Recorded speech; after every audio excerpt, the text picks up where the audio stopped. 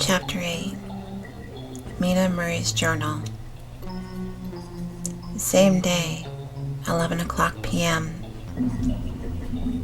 Oh, but I am tired.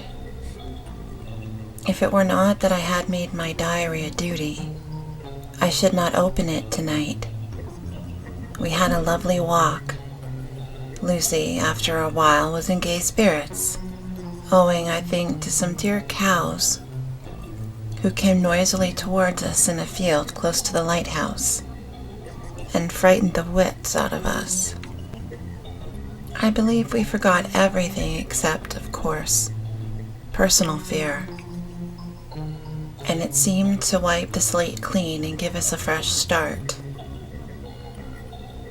We had a capital severe tea at Robin Hood's Bay in a sweet little old-fashioned inn, with a bow window right over the seaweed-covered rocks of the strand. I believe we should have shocked the new woman with our appetites. Men are more tolerant, bless them. Then we walked home with some, or rather many, stoppages to rest, and with our hearts full of a constant dread of wild bulls. Lucy was really tired, and we intended to creep off to bed as soon as we could. The young curate came in, however, and Mrs. Westenra asked him to stay for supper. Lucy and I had both a fight for it with the dusty miller. I know it was a hard fight on my part, and I am quite heroic. I think that someday the bishops must get together and see about breeding up a new class of curates who don't take supper, no matter how they may be pressed to, and who will know when girls are tired. Lucy is asleep and breathing softly. She has more color in her cheeks than usual, and looks so sweet. If Mr. Holmwood fell in love with her seeing her only in the drawing room, I wonder what he would say if he saw her now. Some of the new women writers will someday start an idea that men and women should be allowed to see each other sleep before proposing or accepting. But I suppose the new woman won't condescend in future to accept. She will do the proposing herself, and a nice job she will make of it, too. There's some consolation in that. I'm so happy tonight, because dear Lucy seems better. I really believe she has turned the corner, and that we are over her troubles with dreaming. I should be quite happy, if I only knew of Jonathan. God bless and keep him. 11 August, 3 a.m. Diary again. No sleep now, so I may as well write. I am too agitated to sleep. We have had such an adventure, such an agonizing experience. I fell asleep as soon as I had closed my diary. Suddenly, I became broad awake and sat up with a horrible sense of fear upon me, and of someone feeling emptiness around me. The room was dark, so I could not see Lucy's bed. I stole across and felt for her. The bed was empty. I lit a match and found that she was not in the room. The door was shut, but not locked as I had left it. I feared to wake her mother, who has been more than usually ill lately, so threw on some clothes and got ready to look for her. As I was leaving the room, it struck me that the clothes she wore might give me some clue to her dreaming intention. Dressing gown would mean house, dress outside. Dressing gown and dress were both in their places. Thank God, I said to myself.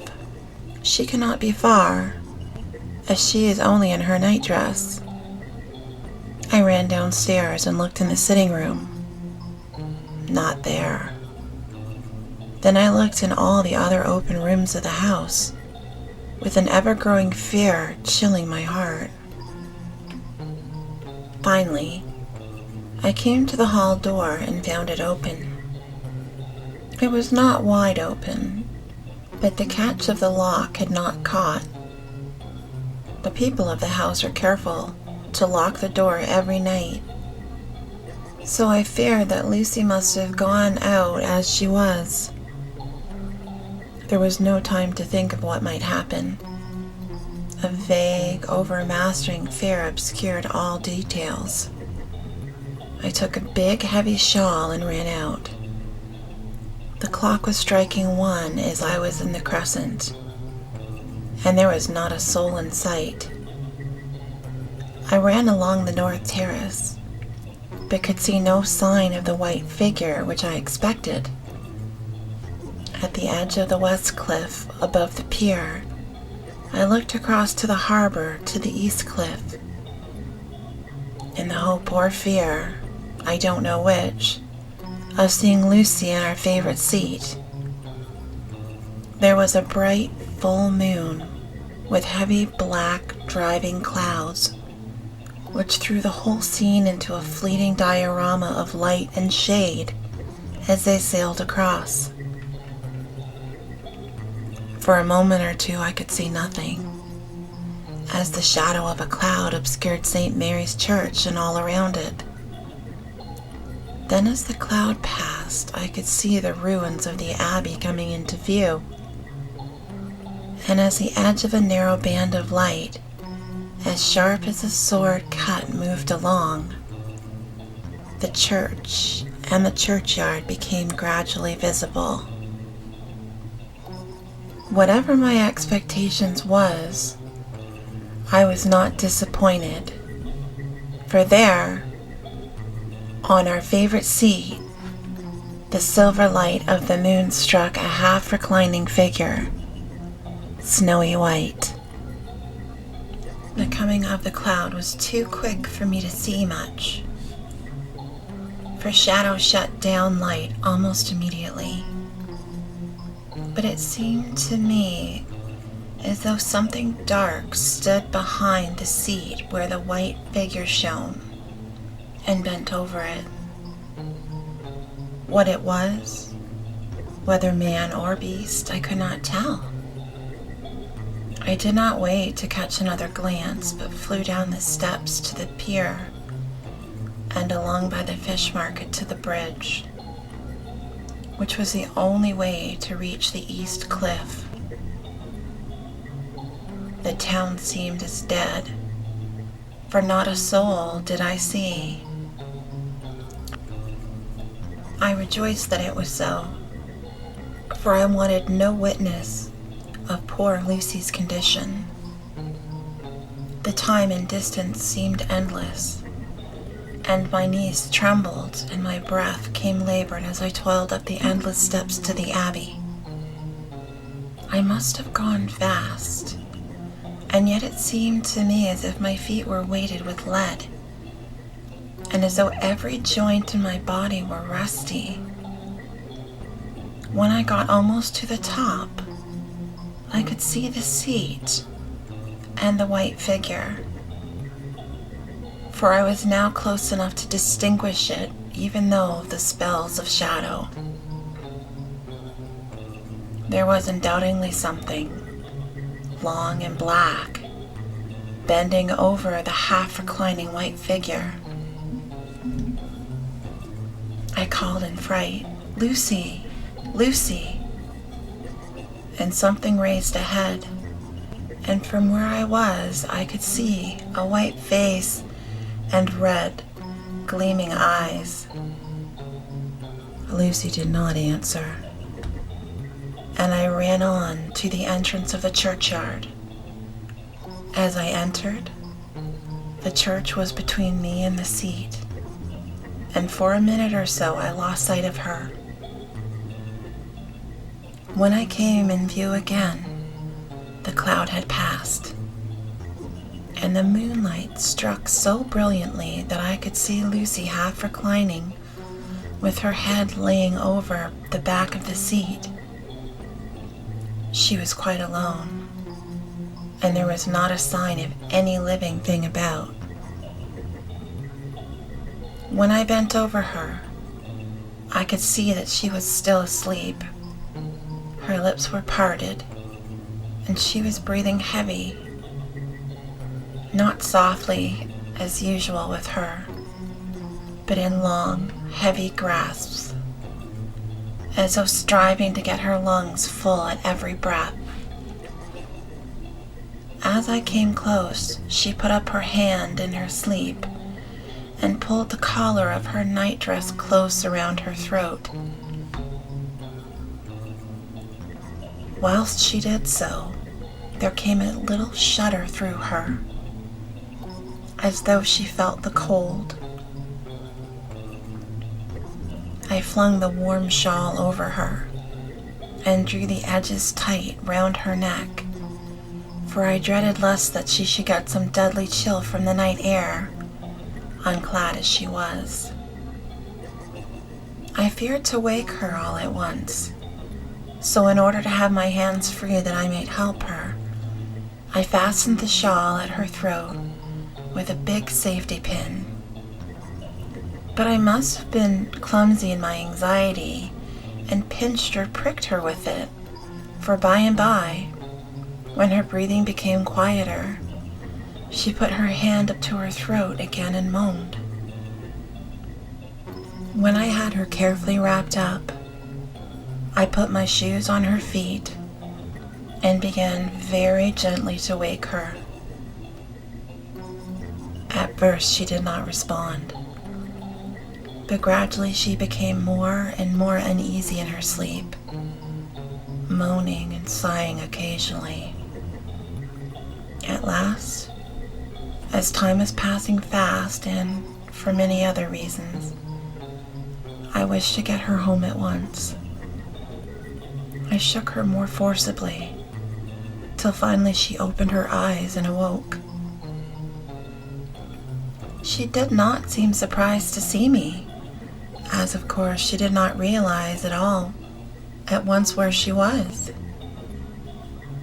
Lucy always wakes prettily, and even at such a time, when her body must have been chilled with cold, and her mind somewhat appalled at waking unclad in a churchyard at night. She did not lose her grace. She trembled a little and clung to me, and when I told her to come at once with me home, she rose without a word, with the obedience of a child. As we passed along, the gravel hurt my feet, and Lucy noticed me wince. She stopped and wanted to insist upon my taking my shoes, but I would not.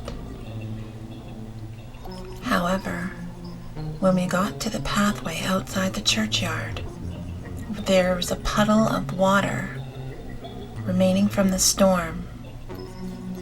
I dabbed my feet with mud, using each foot to turn on the other, so as when we went home, no one, in case we should meet anyone, should notice my bare feet. Fortune favored us, and we got home without meeting a soul. Once we saw a man, who seemed not quite sober, passing along a street in front of us, but we hid in the door until he had passed and disappeared up in openings such as there were, steep little closes, or wynds as they call them in Scotland. My heart beat so loud all the time that sometimes I thought I should faint. I was filled with anxiety about Lucy, not only for her health, lest she should suffer from the exposure, but for her reputation in case the story should get wind. When we got in and washed our feet and said a prayer of thankfulness together, I talked her into bed.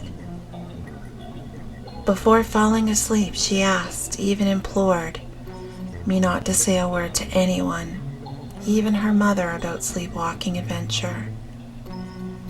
I hesitated at first to promise, but on thinking of the state of her mother's health and how the knowledge of such a thing would fret her, and thinking, too, how the story might become distorted, nay, infallibly would, in case it should leak out, I thought it was wiser to do so.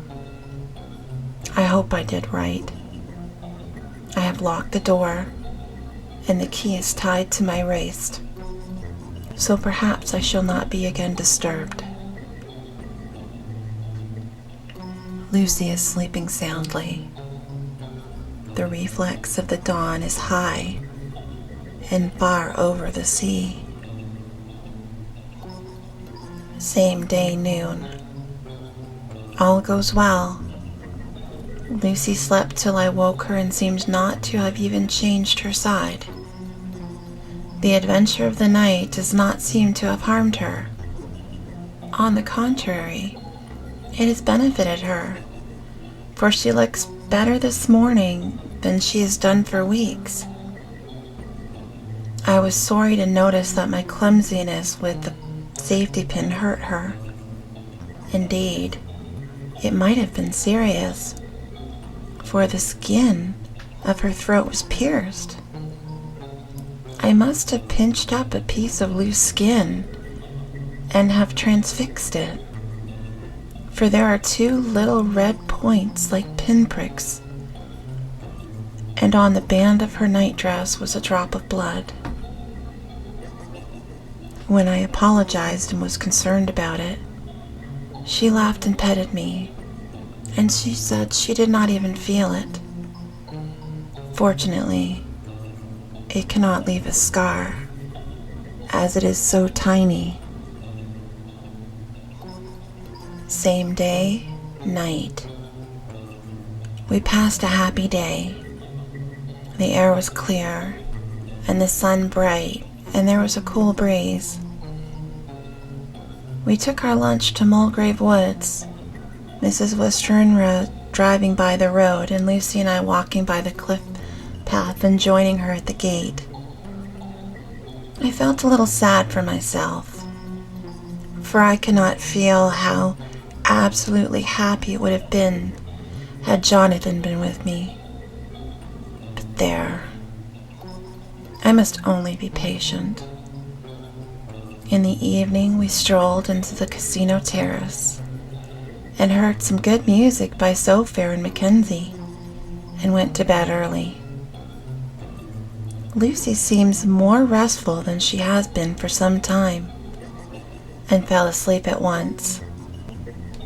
I shall lock the door and secure the key, the same as before, though I do not expect any trouble tonight.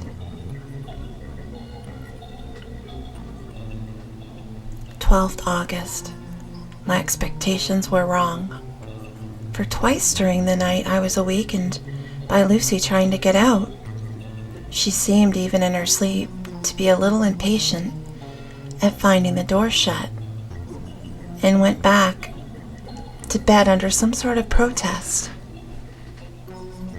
I woke with the dawn and heard the birds chirping outside of the window. Lucy woke too, and I was glad to see, even better than on the previous morning. Her old gaiety of manner seemed to have come back, and she came and snuggled in beside me and told me all about Arthur. I told her how anxious I was about Jonathan, and then she tried to comfort me. Well, she succeeded somewhat, for though sympathy can't alter facts, it can help to make them more bearable. 13 August. Another quiet day, and to bed with the key on my wrist as before. Again I woke in the night and found Lucy sitting up in bed, still asleep, pointing to the window. I got up quietly and, pulling aside the blind, looked out. It was brilliant moonlight, and the soft effect of the light over the sea and sky merged together in one great silent mystery. It was beautiful beyond words. Between me and the moonlight flitted a great bat, coming and going in great whirling circles. Once or twice it came quite close, but was, I suppose, frightened at seeing me, and flitted away across the harbor towards the Abbey. When I came back from the window, Lucy had laid down again and was sleeping peacefully. She did not stir again all night. 14 August. On the East Cliff, reading and writing all day. Lucy seems to have become as much in love with the spot as I am, and it is hard to get her away from it when it is time to come home for lunch or tea or dinner. This afternoon she made a funny remark. We were coming home for dinner and had to come to the top of the steps from the West Pier and stop to look at the view, as we generally do. The setting sun, low down in the sky, was just dropping behind Kettleness. The red light was thrown over the east cliff and the old abbey, and seemed to bathe everything in a beautiful rosy glow. We were silent for a while, and then suddenly Lucy murmured as to herself, "His red eyes again. They are just the same." It was such an odd expression, coming apropos of nothing, that it quite startled me. I flew around a little, so as to see Lucy well enough without seeming to stare at her, and saw that she was in a half-dreamy state, with an odd look on her face that I could not quite make out. So I said nothing, but followed her eyes.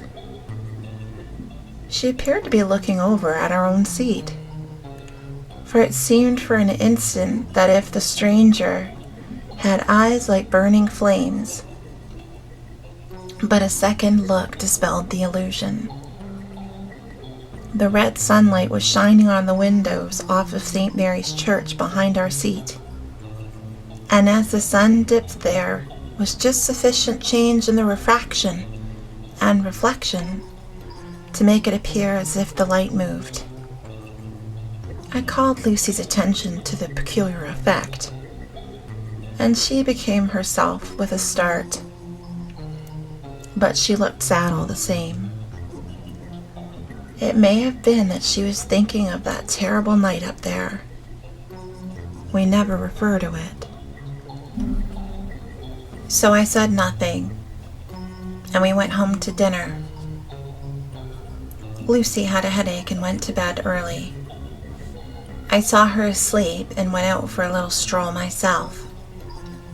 I walked along the cliffs to the westward, and was full of sweet sadness, for I was thinking of Jonathan. When, coming home, it was then bright moonlight, so bright that, though the front of our part of the crescent was in shadow, everything could be well seen. I threw up a glance at our window, and saw Lucy's head leaning out. I thought perhaps that she was looking out for me, so I opened my handkerchief and waved it. She did not notice or make any movement whatsoever. Just then, the moonlight crept round an angle of the building, and the light fell on the window. There distinctly was Lucy with her head lying up against the side of the windowsill and her eyes shut. She was fast asleep, and by her, seated on the windowsill, was something that looked like a good-sized bird. I was afraid she might get a chill, so I ran upstairs, but as I came into the room, she was moving back to her bed, fast asleep and breathing heavily. She was holding her hand to her throat, as though to protect it from the cold. I did not wake her, but tucked her up warmly. I have taken care that the door is locked and that the window securely fastened. She looks so sweet as she sleeps, but she is paler than is her wont, and there is a drawn, haggard look under her eyes which I do not like. I fear she is fretting about something. I wish I could find out what it is. 15 August. Rose later than usual. Lucy was languid and tired, and slept on after we had been called. We had a happy surprise at breakfast. Arthur's father is better, and wants the marriage to come off soon. Lucy is full of quiet joy, and her mother is glad and sorry at once. Later on in the day, she told me the cause. She is grieved to lose Lucy as her very own, but she is rejoiced that she is soon to have someone to protect her. Poor dear sweet lady. She confided to me that she has got her death warrant. She has not told Lucy, and made me promise secrecy. Her doctor told her that within a few months at most she must die, for her heart is weakening. At any time, even now, a sudden shock would be almost sure to kill her. We were wise to keep it from her, the affair of the dreadful night of Lucy's sleepwalking. 17 August. No diary for 2 whole days. I have not had the heart to write. Some sort of shadowy pall seems to be coming over our happiness. No news from Jonathan, and Lucy seems to be growing weaker, whilst her mother's hours are numbering to a close. I do not understand Lucy's fading away as she is doing. She eats well and sleeps well and enjoys the fresh air. But all the time, the roses in the cheeks are fading, and she gets weaker and more languid day by day. At night, I hear her gasping as if for air. I keep the key of our door always fastened to my wrist at night, but she gets up and walks around the room and sits at the open window.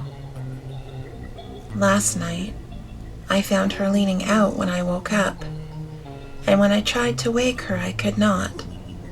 She was in a faint. When I managed to restore her, she was as weak as water and cried silently between long, painful struggles for breath. When I asked her how she had come to be at the window, she shook her head and turned away. I trust her feeling ill may not be that from unlucky prick of the safety pin. I looked at her throat just now as she lay asleep, and the tiny wounds seem not to have healed. They are still open and, if anything, larger than before, and the edges of them are faintly white. They are like little white dots with red centers. Unless they heal in a day or 2, I shall insist on the doctor seeing about them. Letter. Samuel F. Billington and Son, Solicitors, Whitby, to Messrs. Carter, Patterson and Company, London, 17th August. Dear Sirs, herewith please receive invoice of goods sent by Great Northern Railway. Same are to be delivered at Carfax near Purfleet immediately upon receipt at goods station, King's Cross. The house is at present empty, but enclosed please find keys, all of which are labeled.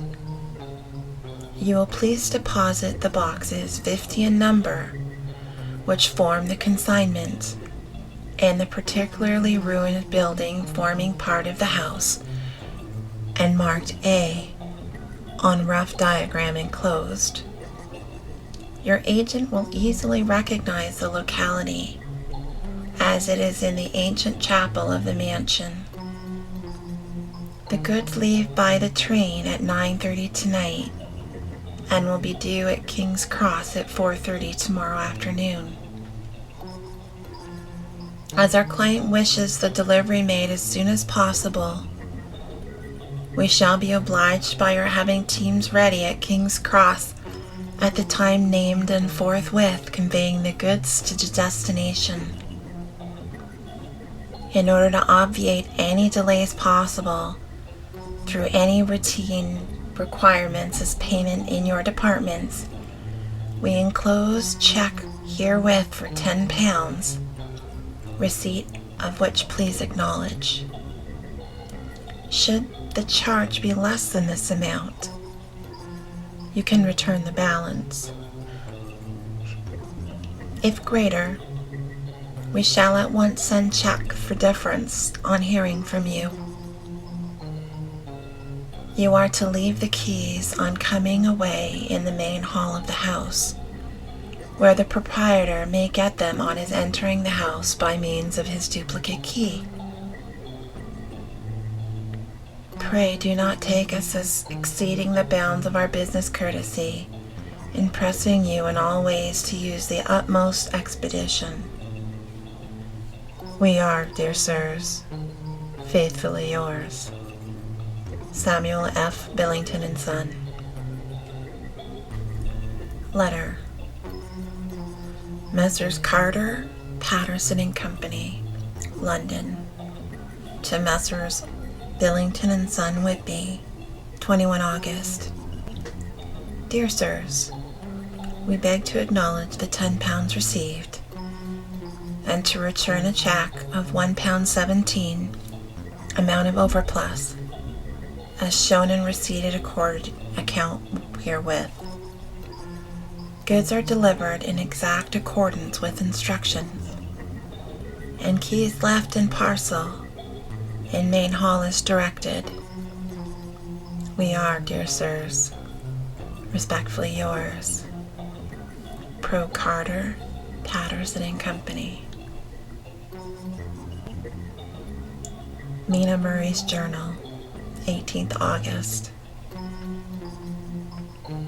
I am happy today, and right sitting on the seat in the churchyard. Lucy is ever so much better.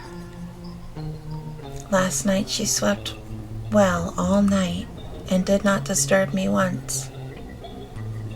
The roses seem coming back already to her cheeks, and though she is still pale and wan looking, if she were any way anemic, I could understand it, but she is not. She is in gay spirits and full of life and cheerfulness. All the morbid reticence seems to have passed from her, and she has just reminded me, as if I needed any reminding, of that night, and that it were here, on this very seat, I found her asleep. As she told me, she tapped playfully with the heel of her boot on the stone slab and said, "My poor little feet didn't make much noise then. I dare say poor old Mr. Swales would have told me that it was because I didn't want to wake up Gordy." She was in such a communicative humor. I asked her if she had dreamed at all that night. Before she answered, that sweet, puckered look came to her forehead, which Arthur, I call him Arthur from her habit, says he loves. Indeed, I don't wonder that he does. Then she went on in a half-dreaming kind of way, as if trying to recall it to herself. I didn't quite dream, but it all seemed to be real. I only wanted to be here on this spot. I don't know why, for I was afraid of something. I don't know what. I remember, though I suppose I was asleep, passing through the streets and over the bridge. A fish leapt as I went by, and I leaned over to look at it, and I heard a lot of dogs howling. The whole town seemed as if it must be full of dogs all howling at once. As I went up the steps, then I had a vague memory of something long and dark with red eyes, just as we saw in the sunset, and something very sweet and very bitter all around me at once. And then I seemed sinking into deep green water, and there was a singing in my ears, and I have heard there is 2 drowning men. And then everything seemed passing away from me. My soul seemed to go out of my body and float about the air. I seemed to remember that once the West Lighthouse was right under me. And then there was a sort of agonizing feeling, as if I were in an earthquake, and I came back and found you shaking my body. I saw you do it before I felt you. Then she began to laugh. It seemed a little quite uncanny to me, and I listened to her breathlessly. I did not quite like it, and thought it better not to keep her mind on the subject, so we drifted on to other subjects, and Lucy was like her old self again. When we got home, the fresh breeze had braced her up, and her pale cheeks were really more rosy. Her mother rejoiced when she saw her, and we all spent a very happy evening together. 19 August. Joy, joy, joy. Although, not all joy. At last, news of Jonathan. The dear fellow has been ill. That is why he did not write. I am not afraid to think it or say it, now that I know. Mr. Hawkins sent me on the letter, and wrote himself oh so kindly. I am to leave in the morning and go over to Jonathan, and to help to nurse him if necessary, and to bring him home. Mr. Hawkins says it would not be a bad thing if we were to be married out there. I have cried over the good sister's letter till I can feel it wet against my bosom where it lies. It is of Jonathan. It must be my next heart, for he is in my heart. My journey is all mapped out, and my luggage is ready. I am only taking one change of dress. Lucy will bring my trunk to London and keep it until I send for it. For it may be that I must write no more. I must keep it to say to Jonathan, my husband. The letter that he has seen and touched must comfort me until we meet. Letter, Sister Agatha, Hospital of St. Joseph and St. Mary, Budapest. To Miss Wilhelmina Murray, 12 August. Dear Madam, I write by desire of Mr. Jonathan Harker, who is himself not strong enough to write, though progressing well, thanks to God and St. Joseph and St. Mary. He has been under our care for nearly 6 weeks, suffering from a violent brain fever.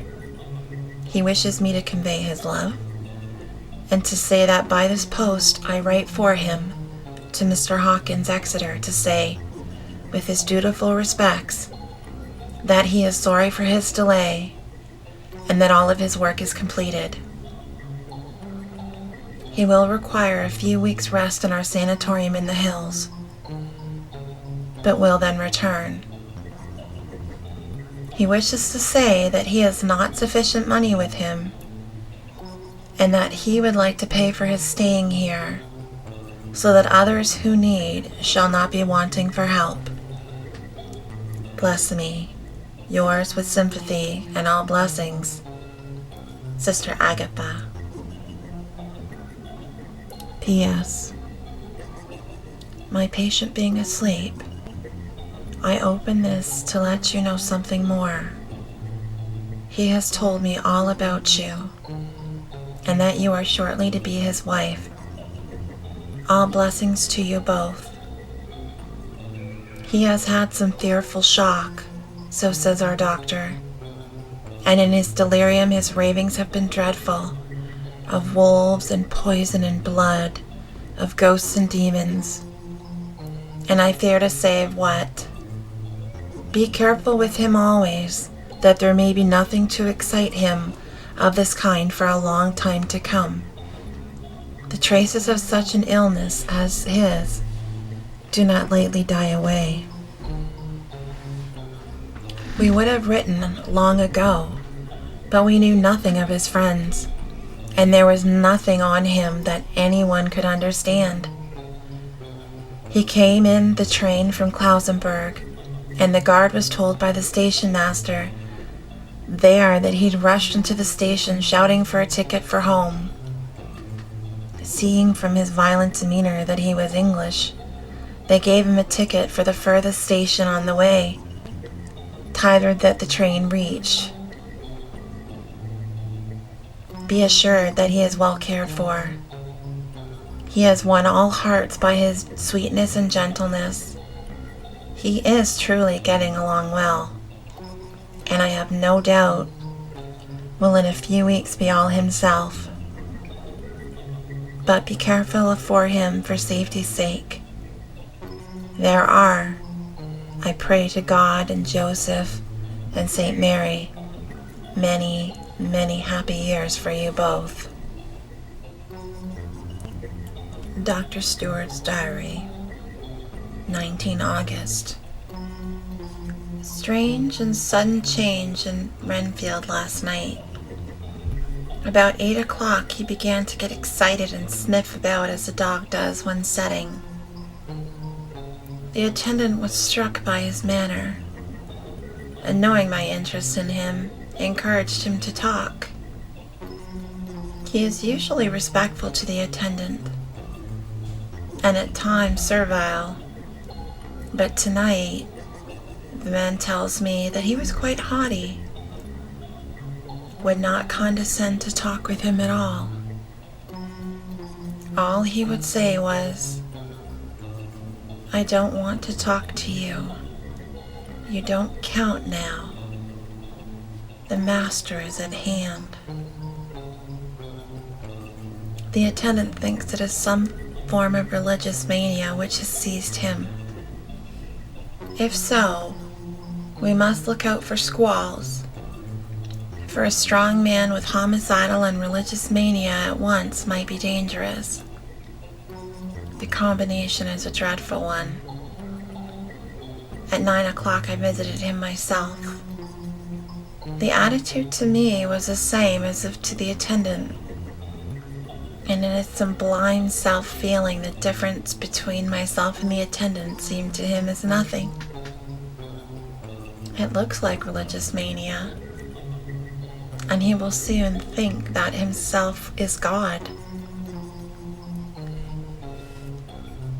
These infinitesimal distinctions between man and man are too paltry for an omnipotent being. How these madmen give themselves away. The real God taketh heed lest a sparrow fall. But the God created from human vanity sees no difference between an eagle and a sparrow.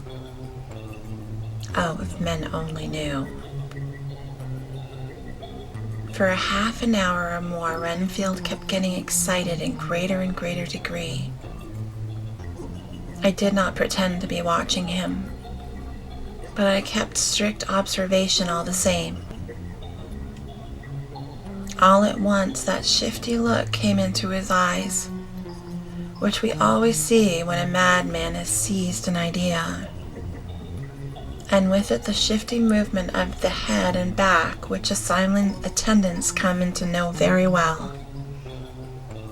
He became quite quiet, and went and sat on the edge of his bed, resignedly, and looked into space with lackluster eyes. I thought I would find out if his apathy were real or only assumed, and tried to lead him to talk of his pets, a theme which had never failed to excite his attention. At first he made no reply, but at length said testily, "Bother them all. I don't care a pin about them." "What?" I said. "You mean to tell me you don't care about spiders?" Spiders at present are his hobby, and notebook is filling up with columns of small figures. To this he answered enigmatically, "The bride maidens rejoice the eyes that wait the coming of the bride. But when the bride dawneth nigh, then the maidens shine not to the eyes that are filled." He would not explain himself, but he remained obstinately seated on his bed all the time I remained with him. I am weary tonight and in low spirits, and I cannot but think of Lucy, and how different things might have been.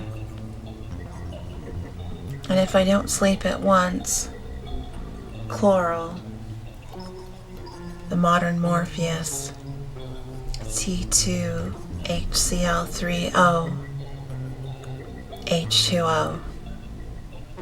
I must be careful not to let it grow into a habit. No, I shall take none tonight. I have thought of Lucy, and I shall not dishonor her by mixing the two. If need be, tonight shall be sleepless. Later, glad I made the resolution, gladder that I kept to it. I had lain tossing about, and had heard the clock strike only twice. Then the night watchman came to me, sent up from the ward, to say that Renfield had escaped. I threw on my clothes and ran down at once. My patient is too dangerous a person to be roaming about. The ideas of his might work out dangerously with strangers. The attendant was waiting for me. He said he had not seen him, not 10 minutes before, seemingly asleep in his bed. And when he had looked through the observation trap in the door, his attention was called by the sound of window being wrenched out. He ran back and saw his feet disappear through the window, and had once set up for me.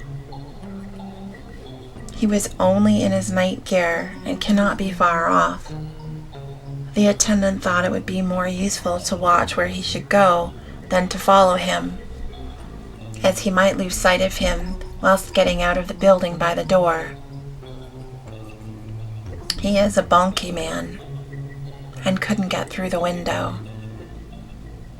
I am thin, so with his aid I got out, but feet foremost and, as it were only a few feet above the ground, landed unhurt. The attendant told me the patient had gone to the left and had taken a straight line, so I ran as quickly as I could. As I got through the belt of trees, I saw a white figure scale the high wall which separates our grounds from those of the deserted house. I ran back at once, told the watchman to get 3 or 4 men immediately and follow me into the grounds of Carfax, in case our friend might be dangerous. I got a ladder myself and, crossing the wall, dropped down on the other side. I could see Renfield's figure just disappearing beyond the angle of the house, so I ran after him. On the far side of the house, I found him pressed close against the old iron oak door of the chapel. He was talking, apparently to someone, but I was afraid to go near enough to hear what he was saying, lest I might frighten him and he should run off. Chasing an errant swarm of bees is nothing to following a naked lunatic when the fit of escaping is upon him. After a few minutes, however, I could see that he did not take note of anything around him, and so ventured to draw nearer to him. The more so as my men had now crossed the wall and were closing in him. I heard him say, "I'm here to do your bidding, master. I am your slave, and you will reward me, for I shall be faithful. I have worshipped you long and afar now, and now that you are near, I await your commands. And you will not pass me by, will you, dear master, in your distribution of good things?" He is a selfish old beggar anyhow. He thinks of the loaves and of fishes, even when he believes that he is in a real presence. His manias make a startling combination. When we closed in on him, he fought like a tiger. He is immensely strong, for he was more like a wild beast than a man. I never saw a lunatic in such a paroxysm of rage before, and I hope I shall not again. It is a mercy that we have found out his strength and his danger in good time. With strength and determination like his, he might have done wild work before he was caged. He is safe now at any rate. Jack Shepherd himself couldn't get free from the strait waistcoat that keeps him restrained, and he's chained to the wall in the padded room. His cries are at times awful, but the silences that follow are more deadly still, for he means murder in every turn and moment. Just now he spoke coherent words for the first time. "I shall be patient, master. It is coming, coming, coming." So I took the hint and came to. I was too excited to sleep, but this diary has quieted me, and I feel I shall get some sleep tonight.